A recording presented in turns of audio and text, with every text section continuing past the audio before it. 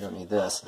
This is the video to show you guys the repair to the sink. So this one actually surprised us, you know, because we have cluttered, not cluttered, but, you know, dish soap and whatnot, all sorts of stuff sitting here, so we never really saw back there. And then, you know, when we saw the picture in the report, we were kind of stunned and came back here, and we saw all the debris, and we were worried it was mold. And what we found is here, you can see this metal plate. This is what they put in place. Well, this is new, obviously, but this is what they put in place to cover the fact that there's small holes. Let's see if I can lift these up. Small holes in the cabinetry, or the supply and drain lines, you know, go down into the, you know, below the cabinets, eventually the subfloor and where have you. So anyway, so they're purely decorative, but what had happened in this pipe right here, there was a small leak where this T joined into this pipe, and we had no idea it was there. What we eventually found is you could, you know, after staring at it for several minutes, you would see a very small drop of water come out of this joint and slowly come down, and then when it got to this metal plate, it was so slow that there was not really enough water to cause a mold problem, but what it did over the 5 years we've lived here, and God only knows how long before then, is it eventually caused the metal plate that was there to start rusting. And so all that black debris that you saw was rust. When we put our hands on it, it was actually bone dry because it was just metal. So that's probably too much information. What we ended up doing, when you step back and look at this, is we decided the only way to get this to work is we had to cut on this pipe. We basically cut a line right here, and then if you follow the line, it comes up to this T.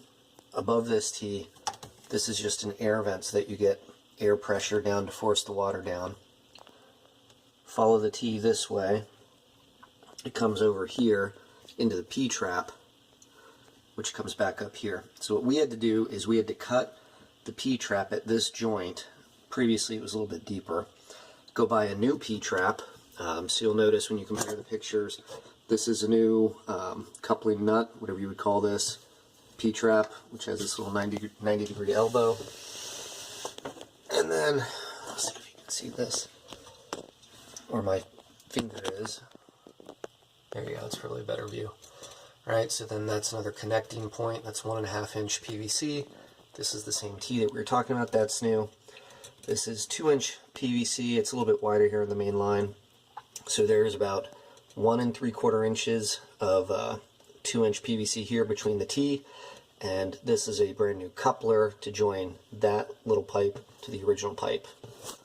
So yeah, so entirely new drain. Do you want to turn it on? Zero leak. You can see all of the purple.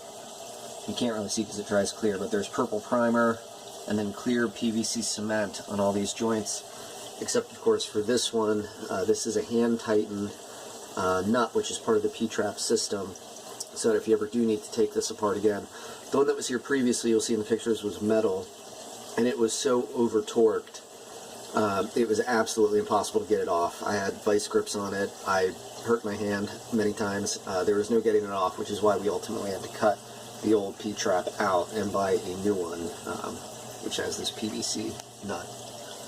But yeah, absolutely no water leakage anywhere. Before, you know, originally this pipe was connected directly to the T, but previously, and this is obviously a new T, everything from here up and over to right here, all of that is new piping. Anyway, no leaks anywhere. You guys should have a nice dry kitchen sink.